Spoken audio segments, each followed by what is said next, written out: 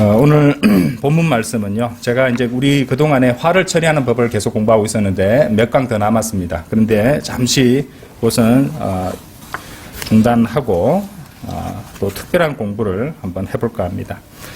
자, 베드로전서 3장 15절에서 17절 말씀, 이것이 오늘 본문 말씀입니다. 베드로전서 3장 15절에서 17절 말씀. 베드로전서 3장 15절에서 17절 말씀. 제가 받들어 읽겠습니다. 그러나 너희 마음속에서 주 하나님을 거룩하게 여기며 너희 안에 있는 소망에 관한 이유를 묻는 모든 사람에게 답변할 것을 온유와 두려움으로 항상 예비하고 선한 양심을 가지라. 이는 그들이 행악자들에게 하는 것처럼 너희를 비방하다가도 그리스도 안에 있는 너희의 선행을 거짓되이 비난하는 것을 부끄러워하게 하려 함이니라. 하나님의 뜻이 그러하다면 악을 행하다가 고난을 당하느니 선을 행하다가 당하는 것이 나으니라. 전 세계 이 모든 바이블 빌리버들의 위대한 스승이자 하나님의 신실한 종이셨던 이 러크만 목사님이 이 본향으로 돌아가신 지 만 7년 정도 시간이 흘렀죠. 하지만 여전히 우리는 그분의 글들과 책들과 남겨진 설교들을 통해서 이 귀한 성경적 진리들을 배우고 되새길 수 있습니다. 무엇보다도 그분이 남기신 주석서들은 그분께서 그렇게도 사랑하고 지키고 옹호했었던 순수한 하나님의 말씀, 킹제임스 성경을 바르게 나누어 읽고 공부할 수 있는 귀한 길잡이와 지침서가 여지껏 되고 있는 것입니다.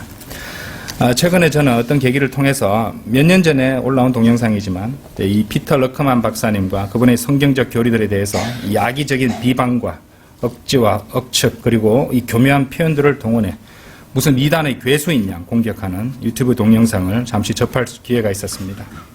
자, 그렇게 이제 강론하는 그 목사의 발음이나 설명이 너무 불분명한 것도 있었지만 러크만 목사님을 반대하는 이 자들 가운데 하나가 쓴 책을 바탕으로 해서 여러 가지 이유들을 들어가면서 마치 러크만 목사님이 무슨 예수회의 주요 인물인 것처럼 꾸며놓은 이미지들까지 사용하는 것을 보고 입맛이 떨어질 정도였습니다.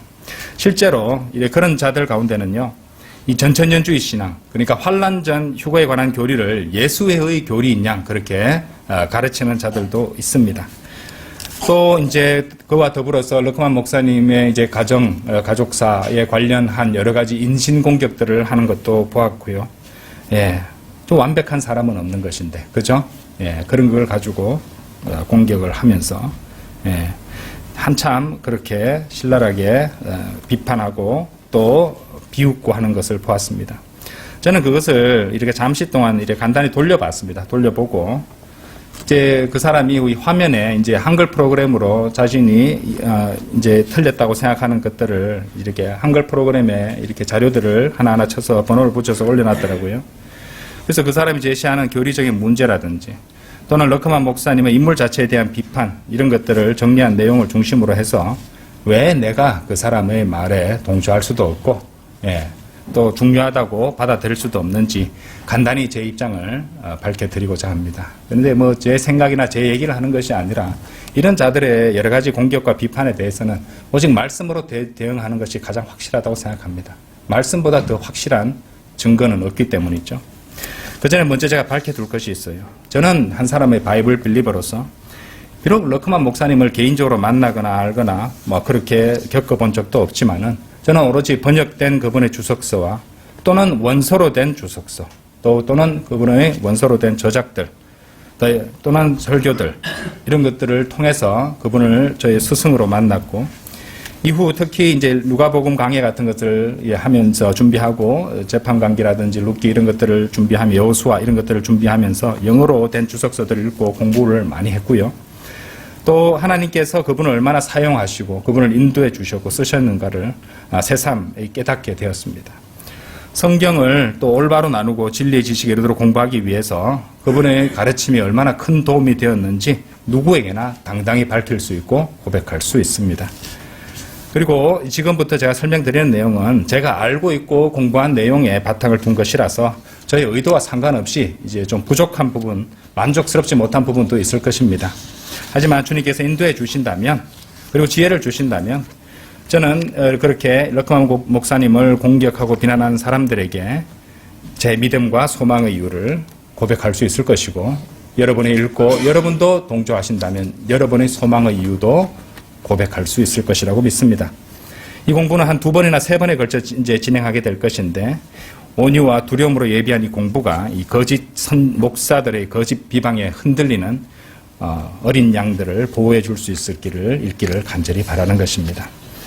먼저 우리는 이 교리에 대한 공격들을 하나하나 살펴보고 그것에 대한 바른 진리를 하나님의 말씀으로 설명하고 증거를 제시하고자 합니다. 여러분들도 이제 공부를 해가시면서 차차 알게 되시겠지만, 이런 비난과 공격들은 이 변개된 성경 내지 또 바른 본문을 봐도 이해력이 부족하고 꼼꼼하게 보지 않아서 온 그런 오해들이나 무지가 대부분이 그 이유라는 것을 알게 되실 것입니다. 자, 그들이 이 바이블 빌리버 교리들을, 그죠? 제가 이제 우리 이 공부에 대한 그 재생 목록 제목을요, 독특한 바이블 빌리버 교리라고 정했습니다. 독특하네, 이상하네, 이런 식으로 이제 그들이 치부해버리고 비난하고 공격하는 그런 교리들, 자신들이 내세운 것들을, 아까 그때 그 목사가 내세운 것들을 하나하나 보면서 성경적으로 그 증거를 찾아서 설명해 드리고자 합니다. 자, 첫 번째, 그들이 이상하다고 생각하는 독특한 바이블 교리가 뭐냐면요, 천사들은 날개 없는 33세 남자들이다 라는 우리의 교리입니다. 자, 근데 이것은요, 우리 성경을 조금이라도 공부해보고 러크만 주석서를 조금이라도 읽어봤던 사람들이라면요, 너무도 당연히 잘 알고 있는 사실입니다. 예, 이것을 모르니까 그렇게 신기하고 이상하게 들린 겁니다. 왜냐하면 이 고정관념이라는 게 있습니다. 그죠? 천사라면 우리 보통 그려지는 천사의 모습은 흰옷 입고 날개 달리고, 그죠? 반짝반짝 빛나고 또 금발의 여성의 모습도 있고, 그렇죠? 예, 이런 식으로 생각하고, 또 아기 천사들 뭐 이런 것도 떠올리고요. 이런 것들이 너무 많기 때문입니다.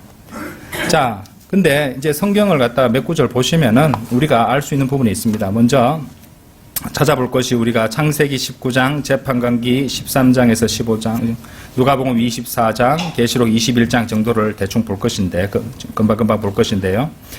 자, 이것을 갖다가 잘 보고 판단을 해 보시면은 천사가, 이제 이들이 또 말할 때 이 무성이라고 주장하는 자들도 있습니다. 나중에 그 구절도 설명을 드릴 건데, 또는 뭐 날개 달렸다, 이런 주장들이 틀렸다는 것을 알 수 있을 것입니다. 그리고 성경에 나오는 이 모든 천사들은 다 젊은 남자라고 불린다는 사실을 아셔야 됩니다. 자, 창세기 19장 한번 가보시죠.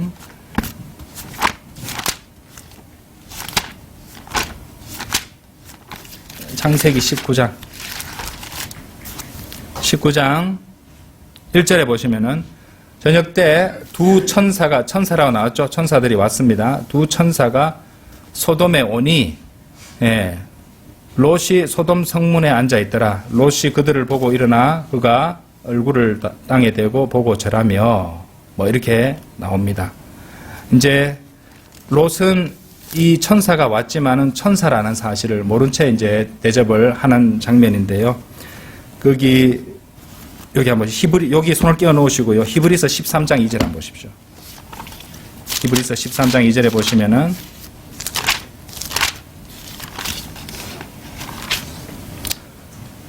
나그네 대접하는 일을 잊지 말라. 이렇게 하다가 자기도 모르는 사이에 천사들을 대접한 사람들도 있었느니라. 이러죠. 천사들을 대접한 한 예라고 우리가 볼 수 있습니다. 어쨌든 천사가 왔는데, 여기 5절을 한번 보세요. 다시 창세기 19장 넘어오셔서 19장 5절 보시면은, 네, 그들이 롯을 불러, 이제 소돔은 남색자들이 많았습니다. 동성연애자들이 많았는데 이제 못 보던 젊은 남자들이 오니까, 자, 이들과 어떻게 해보려고 롯에게 몰려왔었습니다. 그래서 그들이 롯을 불러 말하기를, 오늘 밤 네게 온 사람들이 어디 있냐? 그들을 우리에게로 데려오라. 우리가 그들을 알고자 함이라. 여러분들, 안다는 말은요, 영어편에서 누구를 안다, know라는 표현을 쓴다면은, I knew her, 이래버리면 그녀를 알았다, 이렇게 된다면 그녀와 잠자리를 함께 했다, 육체적 관계를 나눴다는 뜻입니다. 그 sexual intercourse를 포함하는 것이에요. 그들과 함께 동침을 하겠다는 그런 얘기입니다, 지금. 그들을 알고자 함이라. 그래서 여기 봤을 때 이 사람들은 천사라는 것도 모르고 그들이라고 해요. 그들에게는 그냥 싱싱한 젊은 남자의 모습으로 보였다는 것이죠. 예. 한번 생각해 보세요. 날개가 달렸더라면, 엄청나게 큰 날개가 달렸다면, 사람을 날아다닐 수 있게 하려면요, 날개도 보통 커야 되는 거 아닙니다. 많이 커야 됩니다. 그죠? 그래서 날개가 달린 사람을 보면은 이 자들이 이런 말을 할 수 있었을까요? 날개가 안 달렸고 보통 젊은 남자의 모습이 달렸기 때문에 이렇게 도발하고 있었던 것입니다. 그렇죠?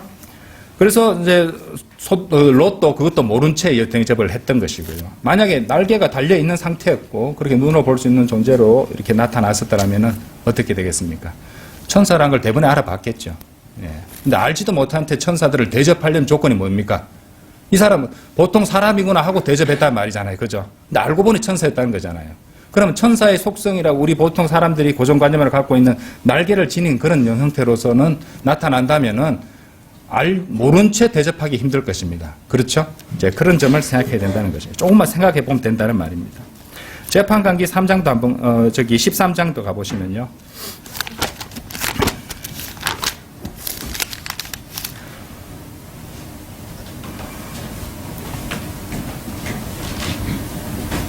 (13장) 6절. 그때 여인이 와서 자기 남편에게 고하여 말하기를 하나님의 사람이 내게 왔는데 그의 용모는 하나님의 천사의 용모같이 심히 두려워서 내가 그에게 어디서 왔느냐고 묻지도 아니하였고 그도 내게 자기 이름을 말하지 아니하였느니라.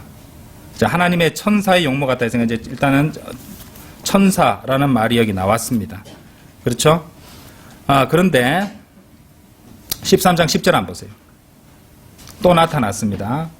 예, 9절부터 볼게요. 하나님께서 만화의 음성에 경청하시더라. 여인이 밭에 앉았을 때에 하나님의 천사가 그 여인에게 다시 왔으나 그녀의 남편 마노아는 그녀와 함께 있지 아니하였더라. 여인이 서둘러 달려가 자기 남편에게 이르러 말하기를 보소서 일전에 내게 왔던 그 사람이 하나님의 천사라 했지만은 the man으로 표현하고 있어요. the man. 그렇죠? the man. 그 사람이라고. 그 천사라고 말 안 했습니다. 그렇죠? 그 사람이라고 그랬어요. 그러니까 이제 젊은 남자의 모습이라는 것을 말합니다. 그리고 여기서 약간 좀 주제에서 이제 벗어난 말이지만은 이분은 빛의 천사를 만났을 때 자기 혼자서 대응을 했어요. 그러다가 이제 거짓말에 속아가지고 성과학의 지식에 남아있는 열매를 갖다가 따먹고 말았는데 이 마노아의 아내는요 참으로 현명했습니다. 그렇죠? 하나님의 천사가 나타났는데 자신이 감히 대응하려고 하지 말고 곧바로 남편을 부르러 갔던 겁니다. 그렇죠? 예, 이런 것도 우리가 배울 점이라고 볼 수 있다는 것입니다. 어쨌든 11절에도 보시면은 마노아가 일어나 그의 아내를 따라가서 그 사람에게 이르러, 그 사람, 그것도 the man입니다. 그 사람에게 이르러, 그 남자입니다. 그 남자. 그 남자에게 이르러, the man이니까 그 남자라고 번역해도 맞습니다. 그 남자에게 이르러 말하기를 당신이 여인에게 말씀하신 그분이니까 하니 그거라고 했잖아요. 그가 말씀하신. 그럼 그 남자라고 번역하는 게 더 정확하겠네요. 난이라. 그런데 난이라, I am 했잖아요. 그죠? 예. 하나님의 성호를 이렇게 언급하고 있는 것입니다. 하나님의 천사니까요. 그러니까 하나님을 나타내고 드러내는 것이잖아요. 그죠? 예. 자, 뭐 그 외에도 이제 이 천사가 가지는 의미라든지 이런 것들, 또 공부할 이제 내용들은 많습니다만 지금은 이 천사들은 날개 없는 33세 남자들이다를 비웃는 자들에게 왜 이것이 성경적인 교리인가를 설명하니까 뭐 그 정도로 보겠습니다. 자, 그리고 누가복음 24장 4절도 한번 가보십시오.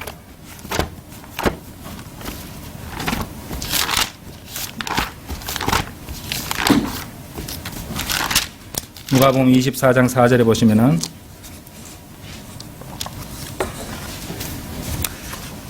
자, 천사들이 있습니다. 지금 그들이 매우 당황해하고 있을 때 보라 두 사람 여기도 두 사람인데 two men입니다. two men 두 남자가 두 남자들이 빛나는 옷을 입고 그들 곁에 서 있더라. 그렇죠? 24장 5절에서도 그들이 무서워서 땅에 엎드려 있을 때에 두 남자들이 말하기를 어찌하여 너희는 살아계신 분을 죽은 자들 가운데서 찾느냐. 역시 천사들입니다. 천사들을 갖다가 남자들이에요. 젊은 남자들. 33세 반의 남자들이란 말입니다. 그렇죠? 그럼 왜 천사들이 다 날개를 가진 것이라고 사람들이 그렇게 확신하고 오해를 하는 것인가? 뭐 여러 가지가 있겠지만은 옛날부터 천사의 날개 뭐 이러면서 막 그런 식으로 말했는데 14장 6절 한번 보십시오. 요한계시록 14장 6절에 보시면은 이제 이런 것이 하나 이유가 될 수도 있다고 봅니다. 요한계시록 14장 6절에 보시면은 내가 보니 다른 천사가 하늘 한가운데로 날아가는데 그가 땅에 사는 자들과 모든 민족과 족속과 너와 백성에게 전할 영원한 복음을 가지고 이래 나오죠. 그러니까 천사가 하늘 한가운데로 날아간다 그러니까 이제 모든 나는 것은 날개가 있다고 생각하나 봐요. 그죠? 그래서 날개가 있어야 된다고 생각하는데 여러분 한번 생각해 보십시오. 요즘 거기 헐리우드 영화의 슈퍼맨 같은 경우 날개 없어도 하늘 잘 날아가잖아요. 그런 것들은 받아들이면서 왜 슈퍼맨 틀렸지 날개도 없는데 왜 하늘을 날아가니 하고 따지는 사람 없잖아요. 그것이 맞다는 건 아니지만은 그런 것도 받아들이면서 왜 무조건 이 천사가 날개 없이 하늘을 날 수 있다는 생각을 갖다가 왜 못하냐 이 말입니다. 그렇죠? 예. 그러니까 그것도 봐도 모순적이에요. 그래서 뭐 성경은 우리가 이제 천사가 젊은 남자의 모습, 33세 반의 남자의 모습. 자, 그 이유도 설명을 드릴 겁니다. 그것도 성경적으로 증명할 수 있습니다. 왜 33세 반의 남자의 모습인지를. 어쨌든 젊은 남자의 모습이고 날개가 있는 것이 천사가 아니라는 것을 이렇게 이제 증거할 수 있는 구조들을 설명드렸습니다. 그런데 이제 칙전도지 같은 데 보시면요. 천사가 흰옷 같은 걸 입고 날개가 달린 것으로 묘사되고 있는 것이 있습니다. 왜냐하면 너무도 많은 사람들에게 그것이 고정관념으로 박혀있기 때문에 그 사람들을 천사임을 그러니까 이 그림이 이 사람이 천사라는 것을 그림으로 보여주기 위해서 할 수 없이 날개를 첨가시킨 것입니다. 예, 러크만 목사님도 그렇게 설명한 것을 제가 본 적이 있습니다. 하지만 진짜 교리는 그렇다는 것. 천사는 날개가 없다는 것입니다. 자, 요한계시록 아까 보셨는데 21장 7절도 한번 보십시오. 21장 7절. 증거가 또 있습니다. 요한계시록 21장 7절.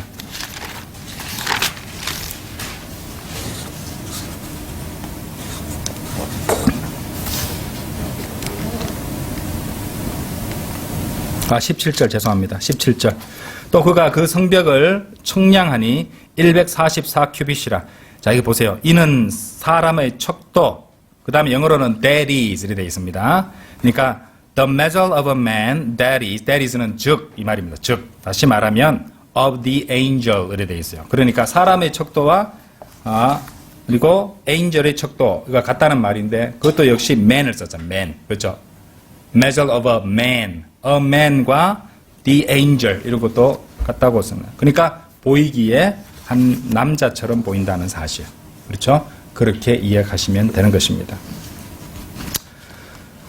자, 아까도 말씀드렸듯이 자, 그렇게 해서 이제 천사는 젊은 남자의 모습이다. 날개가 없다라는 것을 성경적으로 설명을 해드렸습니다. 그러면은 어째서 33세 반이냐? 왜 굳이 33세 반이냐? 성경적 증거가 있습니다. 사도행전 27장 한번 보십시오.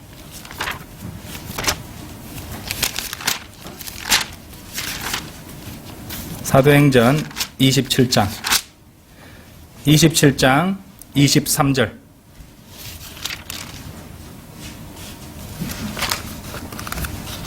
사도 바울이 하는 말입니다. 내가 속해 있고 또 내가 섬기는 하나님의 천사가 간밤에 내 곁에 서서 말하기를 바울아 두려워 말라. 네가 반드시 카이사 앞에 서야 하리라. 그러므로 보라 하나님께서 너와 항의하는 모든 사람들을 너에게 주셨느니라고 하였느니라. 여기서 23절에 내가 속해 있고 내가 섬기는 하나님의 천사가 누구십니까? 주 예수 그리스도십니다. 그렇죠? 예, 사도 바울이 그렇게 고백한 이분이 바로 주 예수 그리스도십니다. 자, 그러니까 사도행전 27장 23절에서 바로 하나님의 천사는 이게 이제 십자가 이후니까 부활하신 예수 그리스도를 말하는 거잖아요. 그렇죠? 부활하신 예수 그리스도를 여기서는 하나님의 천사라고 기록하고 있다는 것입니다. 자, 갈라디아서 4장 14절 보십시오. 아, 그게 아닐 수도 있지 이럴까봐 하나 더 봅니다. 예, 4장 14절.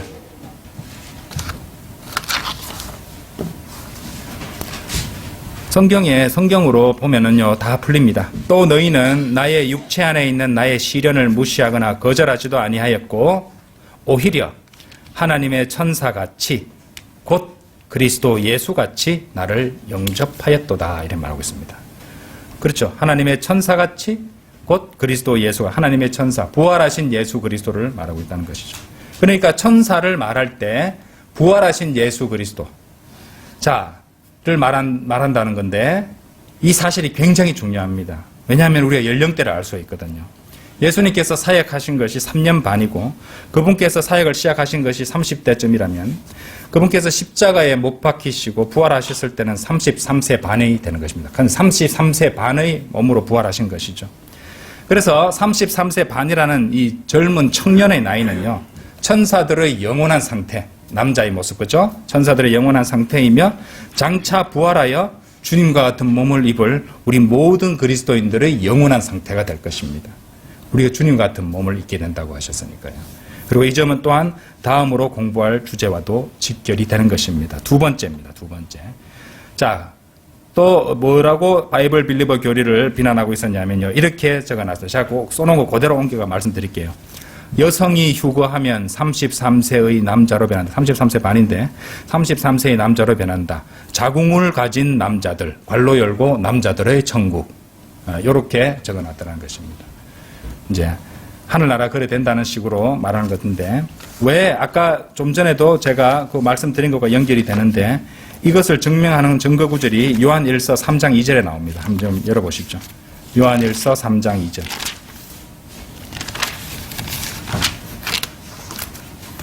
요한일서 3장 2절. 사랑하는 자들아, 이제는 우리가 하나님의 아들들이라. 우리가 어떻게 될 것인지는 아직 나타나지 아니하였으나 그가 나타나시면 우리가 그와 같이 되리라는 것을 아노니 이는 우리가 그분 그대로 그분을 볼 것이기 때문이라.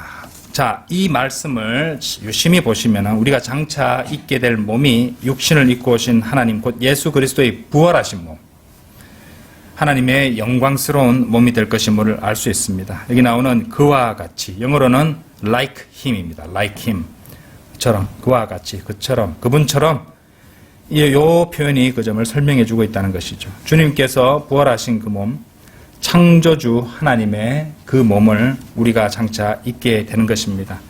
그래서 고체도 통과할 수 있고 빛의 속도보다도 더 빨리 이동할 수 있습니다. 이 엄청난 크기, 우리가 상상조차 할 수도 없고 설명조차 할 수 없는 엄청난 크기의 우주는 빛의 속도 가지고 다니기 힘듭니다. 빛의 속도보다 엄청 더 빨라야 돼요. 그렇죠? 그러니까 빛의 속도보다 비교할 바 없이 더 빨리 이동할 수 있는 그런 몸. 그런 몸을 갖다가 그런 33세 반의 남성의 몸을 갖게 된다는 그 말씀으로 우리가 받을 수 있다는 것입니다. 그래서 왜 이제 무슨 자궁을 가진 남자들 이렇게 말하는데 그 사람은 이제 그렇게 잘 모르는 것입니다. 그렇죠? 이 단순히 이렇게 막 그렇게 이제 여자도 남자의 몸을 입게 되니까 속에는 자궁이 그대로 있을 거다 이렇게 생각을 하는 건데 뭐 우리가 성경에 주어지고 열어주는 것까지만 보고 판단하고 말씀 들을 수 있지만은 이제 이것을 한번 이 말씀과 한번 비교해 보겠습니다. 마태복음 22장 30절 한번 열어보십시오.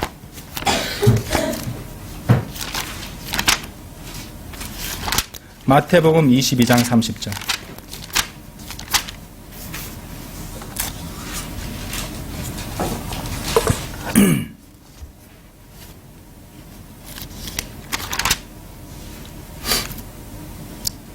자, 보세요. 부활 때에는 그들은 장가도 시집도 가지 아니하고 하늘에 있는 하나님의 천사들과 같느니라.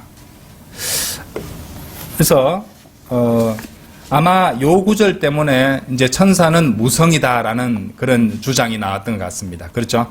천사는 무성이다라고 그렇게 가르치는 자들도 있거든요. 그래서 이제 왜 부활 때는 장가도 시집도 가지 아니하고 하늘에 있는 하나님의 천사들과 같네요. 부활한 몸은 아마 그런 자궁 같은 것들을 사용할 일이 없는 그런 몸이지 않을까 저는 생각을 합니다. 그리고 또 주님과 같은 몸을 입으니까 애당초 자궁이 없죠. 그죠? 그러니까 완전한 인간으로 지상에 계셨을 때 오셨던 그 몸이고 또 그것이 부활했을 때 어떻게 바뀌었겠지만 뭐 제가 모르는 것에 대해서는 말을 하지 않겠습니다. 어쨌든 그렇게 자궁을 가진 남자들이라고 비아냥거리는 것은 정말로 무지하고 그거를 우리 바이블 빌리버들을 공개하는 것이 아니라 하나님의 말씀과 예수 그리스도를 향해서 비난하고 있는 것과 똑같다는 것을 그들이 알아야 된다고 봅니다. 그러니까 무식하면 참으로 용감해진다는 말이 틀린 말이 아닌 것이에요. 여기 보시면 부활 때에는 그들은 장가도 시집도 가지 아니하고 하늘에 있는 하나님의 천사들과 같으니라. 자, 여기서 약간 옆으로 세서 다른 교리를 말씀드리면요. 이게 창세기 6장에 보시면은 이제 하나님의 아들들이라고 했잖아요. 그죠? 하나님의 아들들, 그만보다 남자잖아요. 그죠? 하나님의 아들들이 이 지상에 자기 처소를 벗어나서 지상으로 내려옵니다. 그죠? 예. 그러니까 하나님의 명령으로, 하나님의 명령에서 어떤 하나님의 일을 수행하기 위해서 이렇게 땅에 내려온 것이 아니라 자기들이 있어야 되는 처소를 벗어나서 불법적으로 내려온 형태입니다. 그때는 이제 그 사람의 딸들과 결합을 해서 이제 거인족들을 낳게 했다는 그런 내용이 창세기 6장에 나오고 있다는 것이죠. 자, 이런 것들을 공부해 보시면요. 정말로 흥미진진하고 또 놀랍기 그지없습니다. 모르니까 이거 가지고 비만하고 비판하고 그렇게 하고 있다는 것이죠. 제가 준비해 온 거 절반밖에 설명을 못 드렸는데 시간이 다 됐습니다. 그리고 지금부터 그 다음에 설명드릴 내용이 3번부터는요, 굉장히 중요한 내용이기 때문에 다음 주에 계속해서 공부하도록 하겠습니다. 자, 다음 주에는요, 이 구원교리, 시대에 따른, 모든 시대에 따른 구원교리들을, 우리 바이블 빌리버 교리들을 설명을 드리도록 할 것이고, 이것이 굉장히 중요한 공부가 되니까 기대해도 될 것 같습니다. 다 같이 잠시 기도드리겠습니다.